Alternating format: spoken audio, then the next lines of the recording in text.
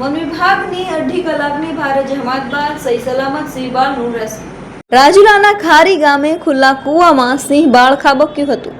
ખારી ગામમાં રાણીંગભાઈની વાડીમાં ખુલ્લા કૂવામાં સિંહ બાળ ખાબક્યું હતું। સિંહ બાળ કૂવામાં ખાબકતા વન વિભાગને જાણ કરવામાં આવી હતી। વન વિભાગ દ્વારા રેસ્ક્યુ ઓપરેશન હાથ ધરવામાં આવ્યું હતું। વન વિભાગ દ્વારા 2.5 કલાકની ભારે જહેમત બાદ સહી સલામત સિંહ બાળને કૂવામાંથી બહાર કઢાયું હતું। સિંહ બાળને બાબરકોટ એનિમલ કેર સેન્ટર ખાતે ખસેડાયું હતું।